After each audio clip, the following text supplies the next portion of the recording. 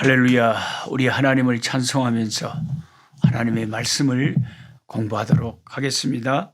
꿀송이 보약교티 오늘 2021년 5월 3일 월요일 느헤미야 3장에서 5장 말씀을 오늘 공부하겠습니다. 오늘은 이 말씀 가운데 성문 이름들이 참 많이 나와요. 성문 이름들이 많이 나오기 때문에 성벽 재건을 하는 느헤미야라고 하는 하나님의 사람을 따라가다 보면, 성경을 읽다 보면 예루살렘 성을 출입하는 여러 성문의 이름이 등장을 합니다. 한국의 남대문, 동대문처럼 그때도 성문마다 이름을 붙이고 그 성문을 관리했다고 합니다. 첫째로 양문이 나옵니다. 양문, 영어로 sheepgate인데요. 동물 양의 문이죠. 느헤미야 3장 1절에 양문이 나옵니다. 근데 신약에도 요한복음 5장 2절을 보면 양문 곁에 베데스다라 하는 연못이 있더라, 이렇게 성경이 쓰여 있습니다. 제물로 쓸 양들을 이 연못에서 씻어서 성문으로 들어갔기 때문에 양문이라는 이름이 붙었습니다. 베데스다 연못도 양문 곁에 있었다고 합니다. 성곽의 북동쪽에 이 양문이 위치해 있었습니다. 그 다음에 어문이라는 이름이 나옵니다. 어문은 뭐냐? 영어로는 피시게이트인데, 성 북쪽에 위치한 이 성문은 요단강과 갈릴리 호수에서 잡은 고기를 운반하여 들여온 데서 붙여진 이름인데, 어문, 고기를 잡으면 요단강과 갈릴리 호수에서 잡은 고기를 운반하여 드리는 그 문, 그게 어문이었습니다. 느헤미야 3장 3절에 나오고 느헤미야 12장 39절에도 이 어문이 나옵니다. 이렇게 저랑 한번 문에 대해서 정리를 해놓으면 두고두고 성경 느헤미야서를 읽을 때 성문들 이름이 나오면 이 문이 무슨 문이지 하고 아는 것이 참 도움이 됩니다. 그 다음에 옛문이라고 나옵니다. 올드 게이트, 오래된 문이라는 거죠. 지금의 다메섹 문에 해당된다고 추측되는 문인데, 느헤미야 3장 6절, 느헤미야 12장 39절에 이 옛문이 나옵니다. 그 다음에 꼴짜기 문이라고 나옵니다. 밸리 게이트, 꼴짜기 문. 흰놈의 꼴짜기를 향하여 있는 문이기 때문에 붙여진 이름입니다. 이 문으로 나가면 흰놈의 꼴짜기가 나오게 됩니다. 느헤미야 2장 13절, 3장 13절에 골짜기 문이라고 나옵니다. 그 다음에 분문이라는 것이 또 나와요. 분문. 영어로는 당게이트인데, 성 안의 모든 오물들을 실어내는 문. 냄새 때문에 이 문을 지키는 자들의 수고가 훨씬 컸을 거라고 짐작이 됩니다. 느헤미야 2장 13절, 느헤미야 3장 13절, 느헤미야 12장 31절에 분문이 나옵니다. 그 오물이나 똥 같은 것을 그 문으로 옮겼기 때문에 분문이라고 그랬습니다. 그 다음에 샘문이 나옵니다. 파운틴 게이트, 실로암 목가에 이차하여 붙여진 이름입니다. 샘문. 느헤미야 2장 14절, 3장 15절, 12장 37절에 샘문이 나옵니다. 그 다음에 수문이 또 나와요. 수문, 워터게이트. 이 외국에서 제가 살다 보니까 이 외국의 도시들은 도시마다 대개 워터프런트라고 딱 물이 딱 있는데 거기 식당가가 있고 막 여러 상점들이 있고 몰이 있고 막 쇼핑센터가 있고 막 그래요. 그 앞에 호수처럼 물이 쫙 있어요. 그래서 워터프런트가 있습니다. 여기 수문은 워터게이트인데 성전에서 쓰는 물을 실어 들었던 문입니다. 문이 엄청나게 많이 성전에서도 필요했잖아요. 에스라가 수문 앞 광장에서 느헤미야 8장 13절에 사람들을 모아놓고 율법을 들려준 것을 보아 이 문은 성전 가까이에 있었던 문이라고 합니다. 성전에 문이 많이 했다 그랬잖아요. 물 바다가 있고 물두멍이 있고 그 짐승들 잡아 제사하려면은 제사장들 씻어야 되고, 예, 이 짐승들도 씻어야 되고, 그리고 그 성전에 가까운 문이 수문인데, 예, 수문학 광장에 모여서 예, 하나님의 말씀을 에스라가 전했다 하는 대목이 성경에 나옵니다. 그 다음에 마문이라고 나와요. 호스게이트, 말문이죠. 말 지나가는 문. 말들을 출입시켰다 이 말입니다. 이 문으로 느헤미야 3장 28절에 마문이 나옵니다. 그 다음에 동문이 나와요. 이스트게이트. 학자들은 수문과 동일한 문으로 여기는데 느헤미야 3장 26절에 나옵니다. 그 다음에 에브라임 문이라는 게 나와요. 게이트 오브 에프라임. 이 문은 죄수들을 실어 나르는 감옥으로 통하는 문이 에브라임 문이었다고 합니다. 느헤미야 12장 39절에 나옵니다. 이 외에도 몇 개의 문이 더 있었습니다. 요한계시록 21장에는 장차 하늘에 있을 예루살렘 성에 새하늘과 새 땅에서 있을 새 예루살렘 성에 높은 성곽과 성문들이 소개되어 있는데 새 예루살렘 성의 문들은 몇 개냐면 12개의 문들이 있다고 했습니다. 그 문들의 이름은 이스라엘 12지파의 이름을 따서 지어져 있다고 합니다. 그러니까 예수님의 12제자들, 12사도들은 영원한 나라에서 영원한 영광을 누리는 거죠. 그 문들이, 그 성문들이 12사도의 이름을 따서 문들이 지어져 있다니까요. 동서남북에 각각 3문씩 위치해 있는데 문마다 천사가 지키고 있다고 기록되어 있습니다. 계시록 21장 12절부터 18절까지 제가 읽어드리면 크고 높은 성곽이 있고 12문이 있는데 문에 12천사가 있고 그 문들 위에 이름을 썼으니 이스라엘 자손 12지파의 이름들이라. 예. 이 문들의 이름은 12지파의 이름들이네요.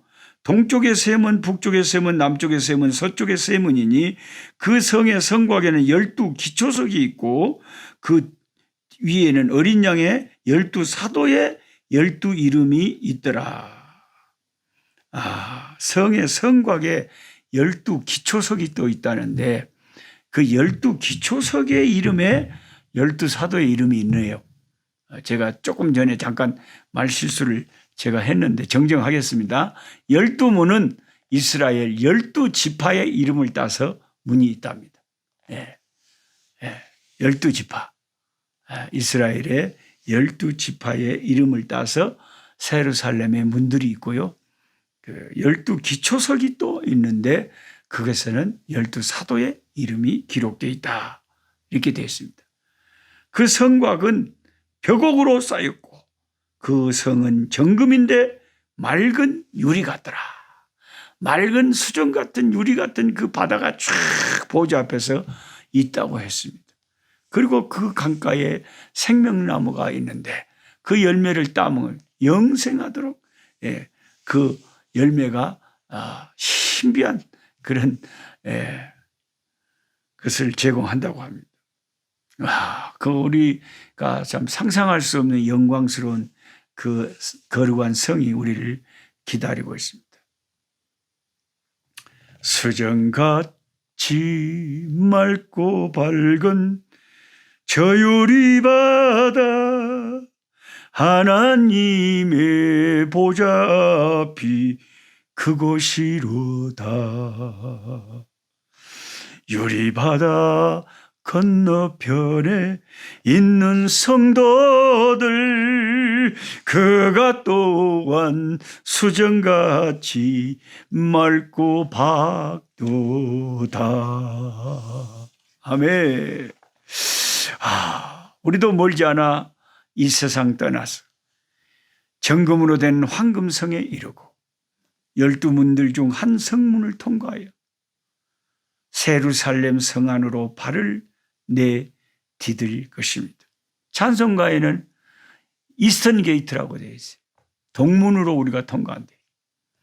성읍을 지키는 천사가 당신에게 신분을 부르면 무조건 예수님의 이름을 선포하면 됩니다. 예수 이름을 부르면, 예수 이름을 부를 때 예수 이름을 부른 자들에게는 그 성문이 천사가 열어주게 되어 있다는 거예요. 예수의 이름이 패스포트, 천국으로 가는 패스포트고, 비자고, 여권에 찍힌 도장이 예수 이름. 할렐루야. 예수 이름이 우리 마음속에 있어야 돼. 그 이름이 우리의 여권요, 비자요, 열쇠. 천사는 예수 이름을 부르는 당신에게 미소를 지으며 황금성의 문을 열어줄 것입니다. 우리 함께 이 시간에 전 세계에 흩어져서 성경 공부 함께 하시는 분들 237장 함께 찬송하기를 원합니다. 미국의 애틀란타에서, LA에서, 뉴욕에서, 하와이에서, 두바이에서, 아프리카에서, 한국에서, 대만에서, 일본의 오사카에서 우리 함께 성경 공부하시는 분들이 여기저기 전 세계에 많이 계십니다. 우리 함께 237장 찬송합니다. 저 건너편 강원도에 아름다운 낙원 있네. 믿는 이만 그곳으로 가겠네. 황금문을 들어가서 주님 함께 살리로다. 너와 날 위해 황금종 울린다. 저 울리는 종소리와 천사들의 노래소리, 영광일세 할렐루야 기쁘다. 빛나는 저 강 건너편 아름답고 영원한 곳, 너와 날 위해 황금종 울린다. 은빛 바다 저 너머로 우리 모두 건너가서 죄와 고통 모든 슬픔 있겠네. 예수님의 사랑 속에 영원토록 살리로다. 너와 날 위해 황금종 울린다. 저 울리는 종소리와 천사들의 노래소리, 영광일세 할렐루야 기쁘다. 빛나는 저 강 건너편 아름답고 영원한 곳, 너와 날 위해 황금종 울린다. 우리 일생 다 지나고 주의 품에 편히 쉴 때 나의 영혼 자유함을 얻겠네. 괴로운 짐 모두 벗고 주와 함께 살리로다. 너와 날 위해 황금종 울린다. 저 울리는 종소리와 천사들의 노래소리, 영광일세 할렐루야 기쁘다.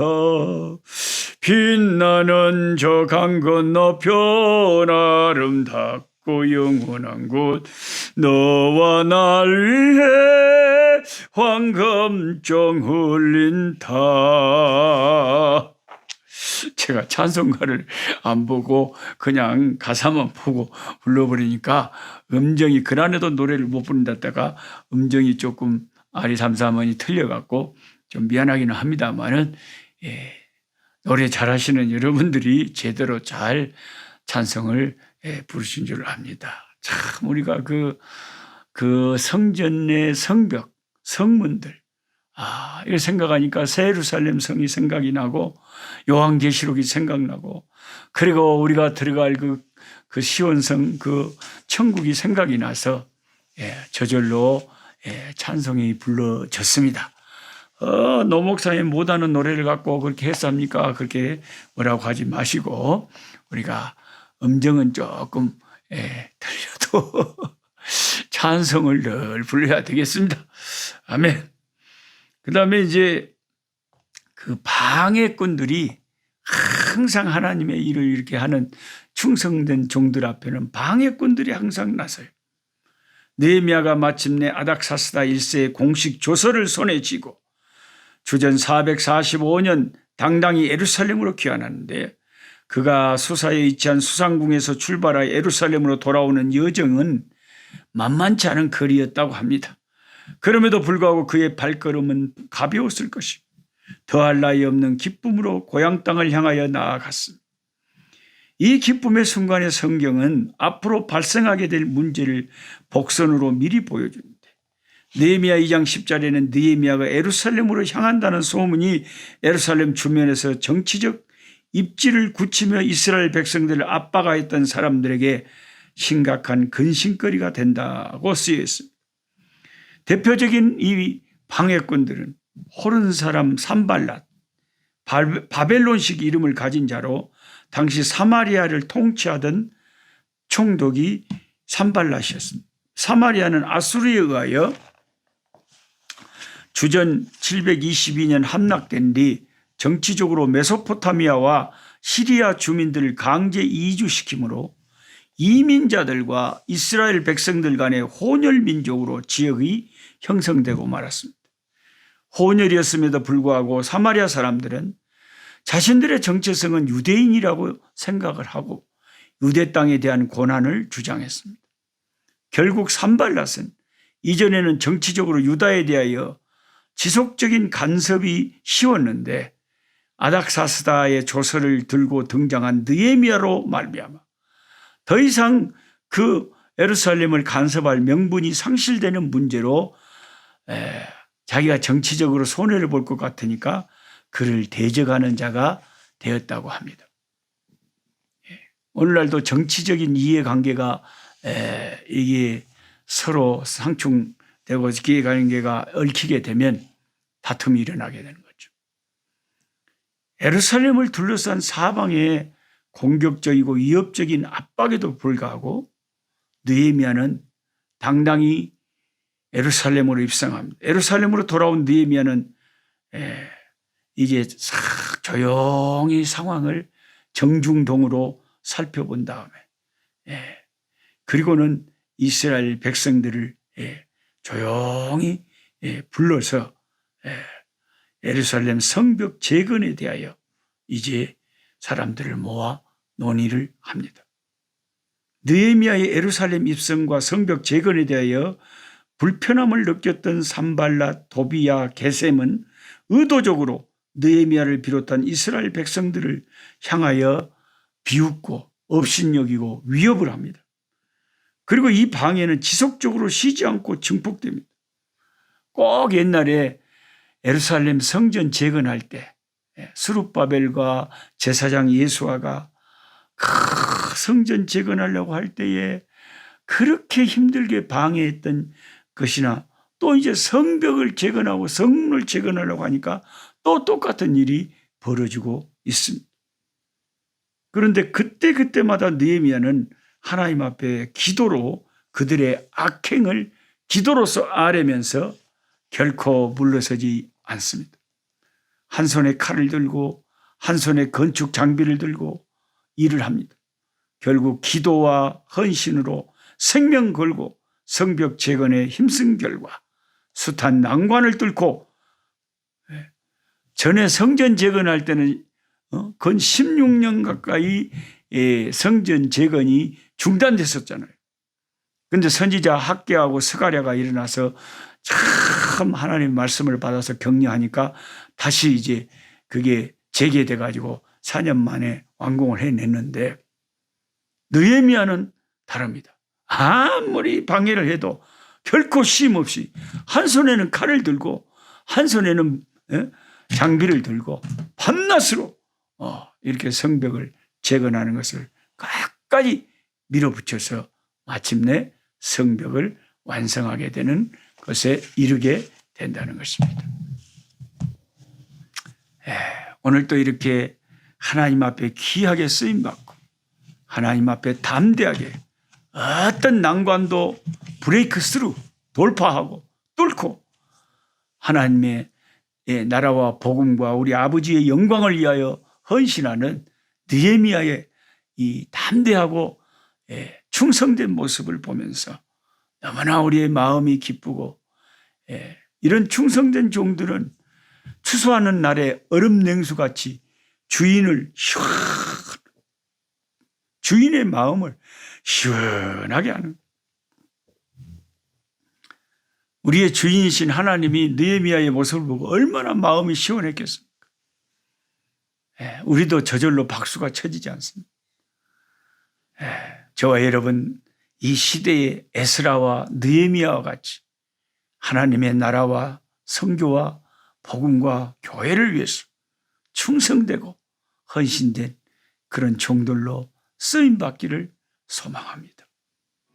하나님 아버지, 주님의 귀한 종 느헤미야, 아버지, 이 아름다운 하나님의 종의 모습을 봅니다. 수많은 아버지 방해와 핍박과 위협이 있었지만 한 손에 칼을 들고 한 손에 건축 장비를 들면서 밤낮으로 매진한 결과 아버지 기어코 하나님 아버지 그 성곽 재건 성문을 완성하고 아버지께 영광 돌리고야 맙니다. 항상 시대마다 하나님 필요한 종들을 세우셔서 일하시고 영광 받으시는 하나님, 이 시대에 저희들을 사용하여 주시고 저희들도 하나님 느헤미야와 에스라처럼 하나님의 손에 쓰임받게 하여 주시옵소서.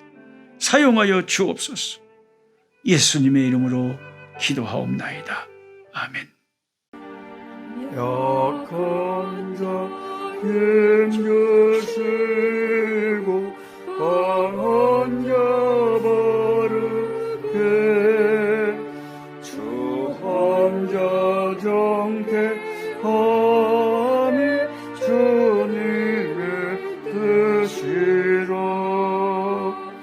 해 아래 압박 있는 곳 주 거기 계셔서 그 팔로 막아 주